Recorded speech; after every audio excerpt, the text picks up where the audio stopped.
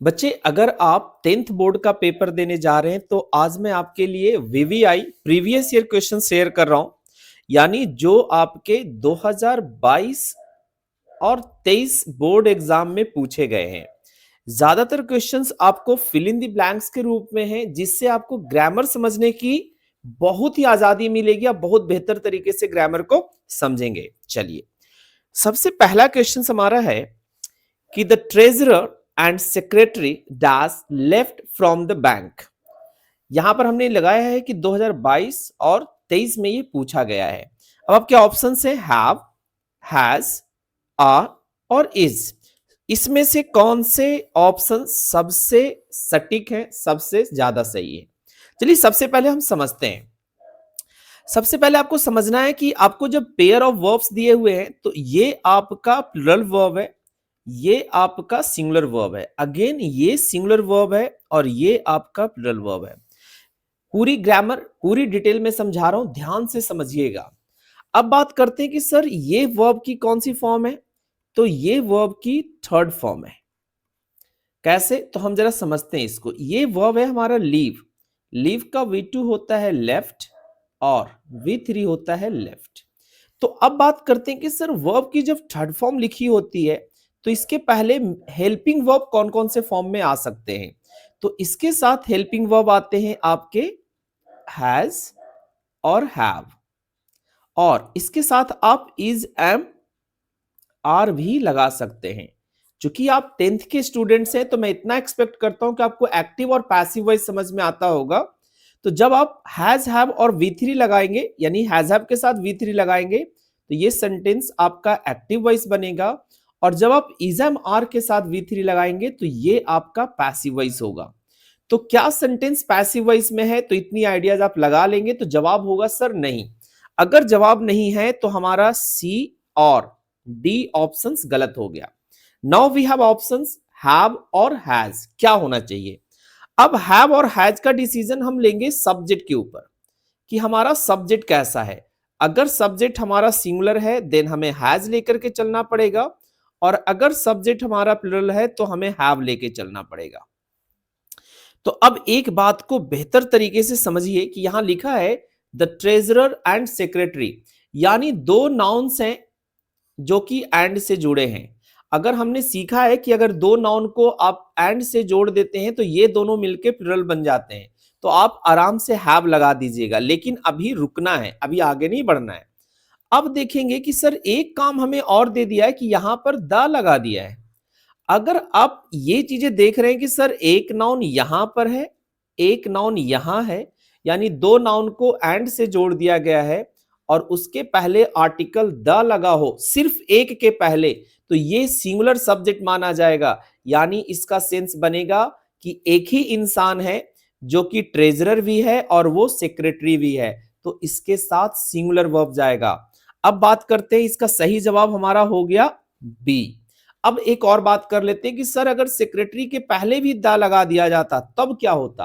तब ये plural subject बन जाता, यानी दो लोग हो जाते, एक ट्रेजरर और दूसरा सेक्रेटरी, देन हम हैव के साथ जाते। तो आई होप समझ में आ गया कि हमको सिंगल द दिया हुआ है तो सिंगल द के साथ हमें लगाना पड़ेगा सिंगुलर वर्ब। आई होप ये क्वेश्चन समझ में आ गया और इसके बेस्ड पे जो भी क्वेश्चन पूछे जाएंगे आप कर पाएंगे। Next, 2/3 of the students thus present at the inaugural functions। Again आप समझिएगा कि प्रेजेंट सबसे पहले किसके पहले हमको हेल्पिंग वर्ब लगाना है, पहले आपको यह समझना पड़ेगा। अब प्रेजेंट यहां पर वर्ब नहीं है बल्कि प्रेजेंट यहां पर एडजेक्टिव है। अगर एडजेक्टिव है तो हमारे पास इज है, वॉज है, वर है, बीइंग है, जो कि चारों के चारों ऑप्शंस फिट होंगे वहां पर लगाने के लिए। अब बात करते हैं कि जिसके अंत में एस लगा होता है वो सिंगुलर वर्ब है, यानी इधर वाले दोनों सिंगुलर वर्ब्स हैं और इधर वाले दोनों प्लुरल वर्ब्स हैं। और बीइंग का आप नहीं बता सकते क्योंकि ये आईएनजी में है तो इसका हम नहीं बताएंगे, ये हमारा प्लुरल वर्ब है। थोड़ा मैं कलर चेंज करता हूं ब्लैक की तरफ। चलिए, तो अब हमें चुनना है यहां पर सब्जेक्ट और वर्ब कि कौन सा सब्जेक्ट है। तो लिखा है 2/3 ऑफ द स्टूडेंट्स, तो 2/3 आपका फ्रैक्शन हो गया। तो ध्यान रखेंगे कि जब भी फ्रैक्शन दिया हुआ हो तो फ्रैक्शन किसके लिए आया है। अगर हमारा फ्रैक्शन प्लुरल नाउन के लिए आया है तो वर्ब हमारा प्लुरल वर्ब होगा, और अगर फ्रैक्शन हमारा सिंगुलर वर्ब सिंगुलर नाउन के लिए आया है तो वर्ब हमारा सिंगुलर होगा। ध्यान से रखेंगे कि स्टूडेंट्स लिखा है यानी ये 2/3 स्टूडेंट्स को रिप्रेजेंट कर रहा है, तो यहां पर प्लूरल वर्ब जाएगा। तो अब आते हैं इज और वॉज हमारा गलत हो गया, वर और बीइंग तो ये होगा नहीं, तो हमारा सही ऑप्शन हो गया वर। 2/3 of the students were present at the inaugural function. अब बात करते हैं कि सर अगर सिंगुलर नाउन आएगा तो सिंगुलर वर्ब आएगा। देखिए अगला question, 2/3 of land dash already been sold. अब देखिए कि 2/3 जो फ्रैक्शन है वो किसके लिए आया है, अनकाउंटेबल नाउन के लिए आया है। तो सीधा सीधी हम चले जाएंगे कि सर अगर अनकाउंटेबल नाउन है तो इसके साथ सिंगुलर वर्ब आएगा। चूंकि यहां पर बिन लगा है तो हमें पता है कि बिन किसके साथ लगता है, वॉज के साथ नहीं लगता, वर के साथ नहीं लगता है, हैज और हैव। तो हम देखेंगे कि जैसे पीछे आते हैं तो यहां पर हम देखें कि स्टूडेंट्स लिखा हुआ था तो हम वर के साथ गए, क्योंकि यहां पर आपका एडजेक्टिव है, लेकिन यहां पर हमने मेन वर्ब यूज किया है तो हमको हैज और हैव में से चुनना है। क्योंकि हमने देख लिया कि ये लैंड आपका अनकाउंटेबल नाउन है जो कि सिंगुलर है, तो इसके साथ जाएगा singular verb. I hope fraction वाली चीजें आपको समझ में आ गई होंगी। चलिए अब एक क्वेश्चंस और, ये टॉप मोस्ट क्वेश्चंस आप इसको कह सकते हैं कि bread and butter dash my breakfast, favourite breakfast क्या होना चाहिए। तो आपके पास ऑप्शंस है is, are, am, has been. देखिए हमारे पास कौन नहीं हो सकते हैं, एम नहीं हो सकता, आप इसको डायरेक्ट काट दीजिए। अब आते हैं इज, आर और हैज बीन कौन सही है। देखेंगे कि दो आइटम है एंड से जुड़े, जब भी दो नाउन आप एंड से जोड़ देते हैं तो आप इसके साथ प्लूरल वर्ब लगाते हैं, आंख बंद करके आप लगा देते हैं, जैसे रोहन एंड सोहन, आर लिखिएगा आप, ठीक है। लेकिन अगर दो नाउन से सिंगल आइटम का बोध हो रहा हो या सिंगल एंटिटी या सिंगल ऑब्जेक्ट का बोध हो रहा हो तो ध्यान रखेंगे उसके साथ सिंगुलर वर्ब लगेगा। तो अब हम हटा रहे हैं आर को। देखिए ब्रेड एंड बटर अगर ब्रेकफास्ट की बात हो रही है तो आप कैसे खाते हैं, ब्रेड पर बटर लगा करके, यानी उसको हम एक बनाते हैं, उसका यूज हम सिंगली करते हैं, यानी एक करके उसका इस्तेमाल करते हैं। तो इसके साथ सही जवाब होगा इज। अगर इसी सेंटेंस को कुछ ऐसा लिख दिया जाता कि bread and butter dash sold here, मान लीजिए मैं आपको ऑप्शंस दे रहा होता है यहां पर हैज एंड हैव, क्योंकि हमने V3 लगाया तो हमने डायरेक्ट आपको ऑप्शंस दिया कि हैज और हैव। तो देखिए यहां पर सोल्ड करने की बात है और यहां पर फेवरेट ब्रेकफास्ट बताने की बात है। तो भाई फेवरेट ब्रेकफास्ट एक साथ किया जाएगा लेकिन बेचा एक साथ नहीं जाएगा। ऐसा तो आप शॉप में हैं और ऐसा तो आप नहीं करेंगे कि कोई ब्रेड लेने आ रहा और उसको जबरदस्ती बटर देंगे। यहां पर ये दोनों अलग अलग एंटिटी हो गई, अलग अलग ऑब्जेक्ट्स हो गया, तो यहां पर आएगा have. Next, Reena always dash the truth. अब समझेंगे कि यहां पर ऑलवेज लगा है तो ये किसी फैक्ट या हैबिट की बात कर रहा होगा। तो फैक्ट हमें लग नहीं रहा है तो ये हमारी हैबिट है रीना की, कि रीना सच बोलती है। और ऑलवेज तो हम जाएंगे प्रेजेंट सिंपल के पास, तो ये हमारा गलत हो गया और ये गलत हो गया। ये एक दूसरे तरीके से इसको आप गलत काट सकते हैं, क्योंकि वर्ब की आईएनजी फॉर्म बिना बी वर्ब के आप नहीं लिख सकते हैं जब भी आपको टेंस फ्रेम करना होगा, टेंस और वॉइस, इस बात का ध्यान रखेंगे। तो ये आपका गलत हो गया, विल स्पीक नहीं होगा क्योंकि हम हैबिट की बात कर रहे हैं। अब आते स्पीक या स्पीक्स, तो रीना चूंकि एक सिंगुलर सब्जेक्ट है तो सिंगुलर सब्जेक्ट के साथ हम वर्ब में एस लगा हुआ देखते जरूर है, तो यहां पर सही होगा speaks. His brother along with his friends dash living for the stadium. अब देखिएगा लिविंग वर्ब की कौन सी फॉर्म है, आईएनजी फॉर्म है। तो पहले आप समझ लीजिए कि इसके पहले बी वर्ब आता है और बी के अंतर्गत कौन कौन से वर्ब आते हैं, इज, एम, आर, वॉज, वर। अब जरा समझिएगा कि सर तो हैज तो होगा नहीं, हमने हैज काट दिया। अब हमारे पास ऑप्शंस हैं इज, आर और वर। पहले सब्जेक्ट देखिए, अब यहां पर दो subjects, let me change the colour, दो सब्जेक्ट्स हैं जो कि अलोंग विद एक प्रपोजिशनल फ्रेज है, इससे जुड़ा हुआ है। अब जरा समझिएगा मेरी बात को ध्यान से कि अगर दो सब्जेक्ट्स के बीच में with, along with, together with लगा हो तो ये सब्जेक्ट कंसीडर नहीं होगा, सब्जेक्ट हमारा फर्स्ट कंसीडर होगा।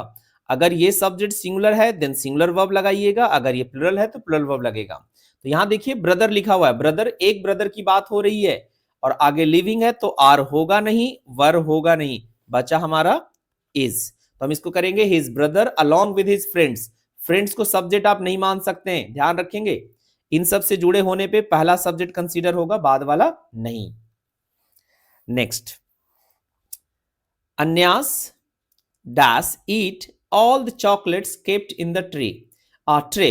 अब देखेंगे कि क्या इसमें नहीं होगा, पहले आप समझिएगा।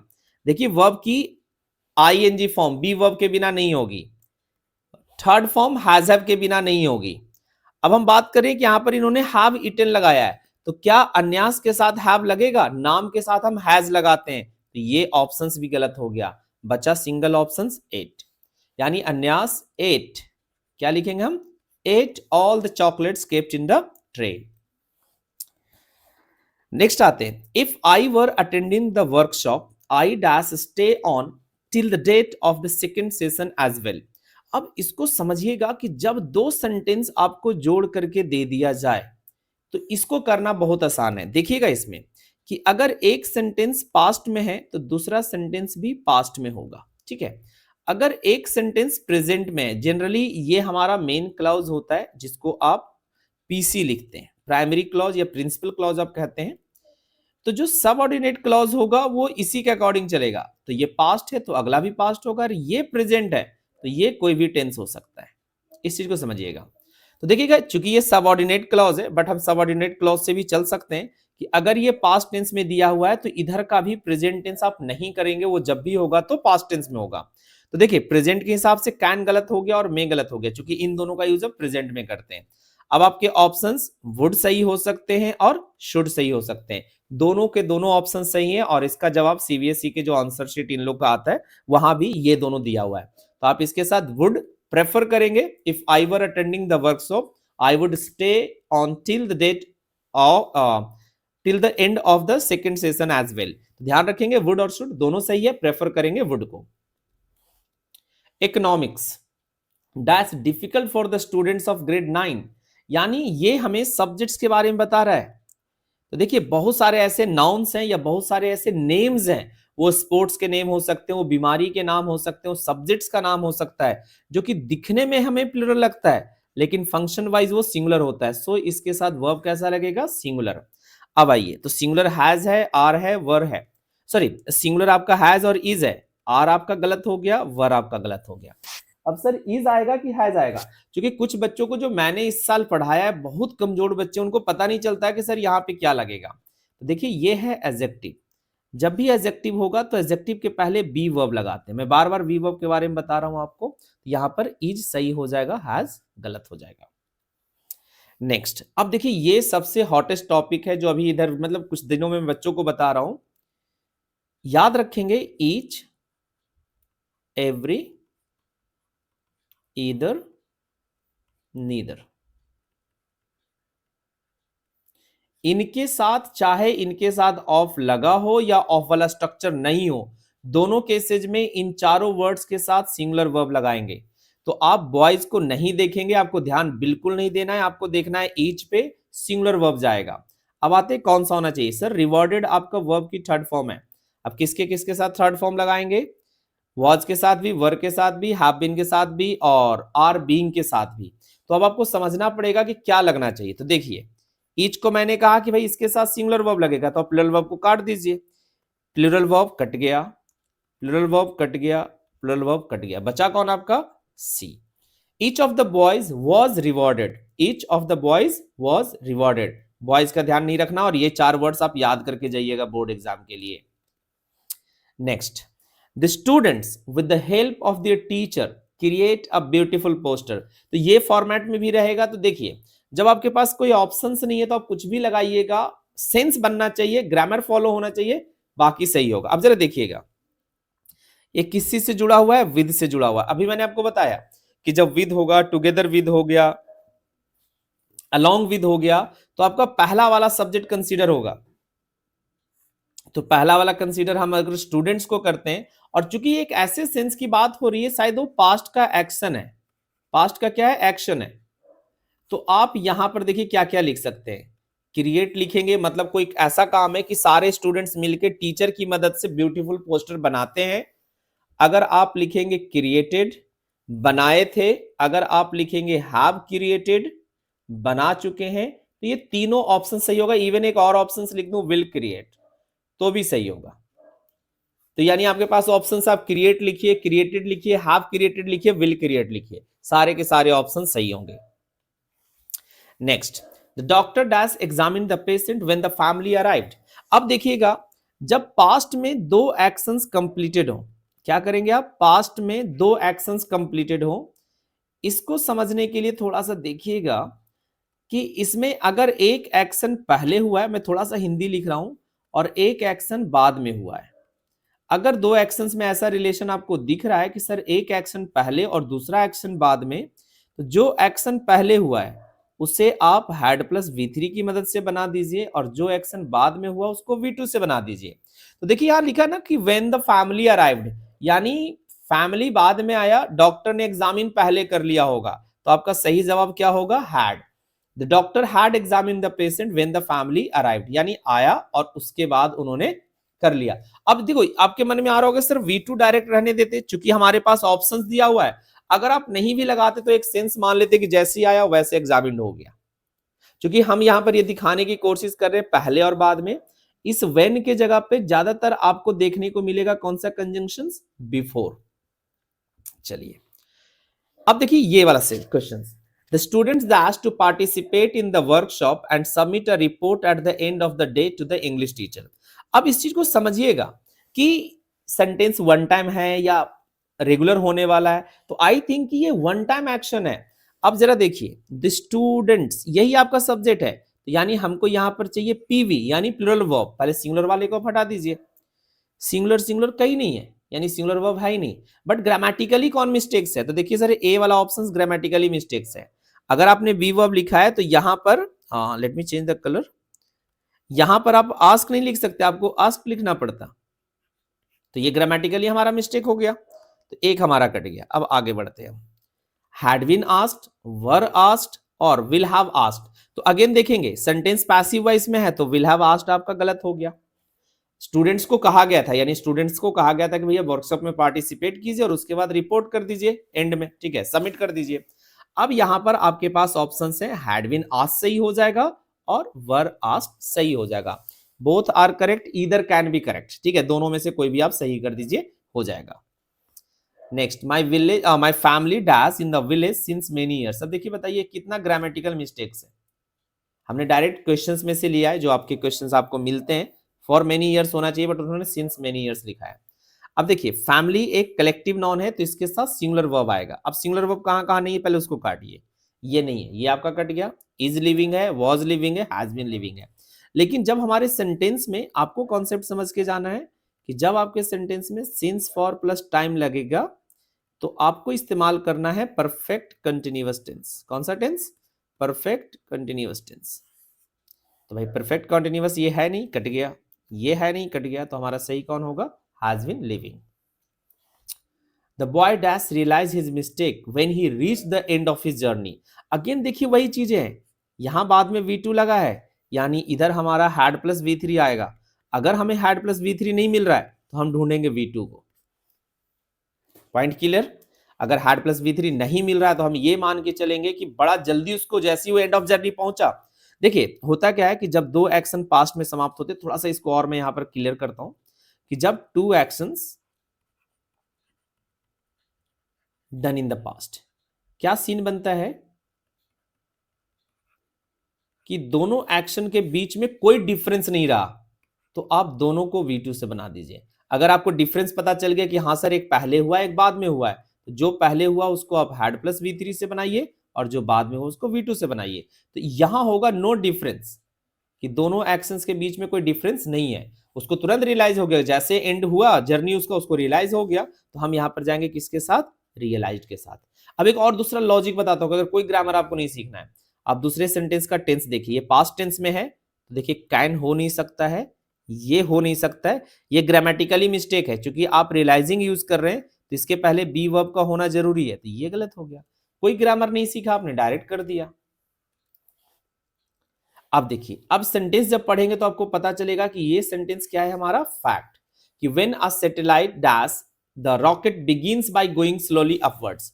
आगे के टेंसेज आपको बता देंगे कि वो प्रेजेंट है, पास्ट है, फ्यूचर है। देखिए ये एक फैक्ट की बात करो और फैक्ट हम प्रेजेंट सिंपल में लिखते हैं, तो आपके ऑप्शंस कौन गलत है, पहले इसको लिखिए, हटाइए, इसको हटाइए। अब ये दोनों सही है, इज लॉन्च्ड और लॉन्च्ड, यानी सेंटेंस आपका जो है वो पैसिव वॉइस में, या तो इज लॉन्च लगाइए या आर लॉन्च लगाइए। अब आज सैटेलाइट की बात हो रही तो आज सैटेलाइट के साथ कौन जाएगा, इज, क्योंकि आज सैटेलाइट सिंगुलर है, ये गलत हो गया। अगेन आपका आ गया, the teacher dash complete the preparation for the functions before the term ended. अब देखिए आ गया ना बिफोर, हमने भी बताया आपको कि जब बिफोर होगा तो इस बात का ध्यान रखिएगा कि जो काम पहले होगा वो हैड प्लस V3 से जनरली पहले लिखा जाता है, जरूरी नहीं कि पहले लिखा जाएगा, बट जनरली पहले लिखा जाता है, और बाद वाला V2 से। आप चाहे तो इस पूरे उठा करके इधर लग दीजिए और इसको बाद में कर दीजिए, कोई दिक्कत नहीं है। तो यहां पर आ जाएगा हैड कंप्लीटेड, हैड कंप्लीटेड। तो ये थे आपके fill in the blanks, and I hope आपको बोर्ड एग्जाम में ये बहुत हेल्प करेंगे।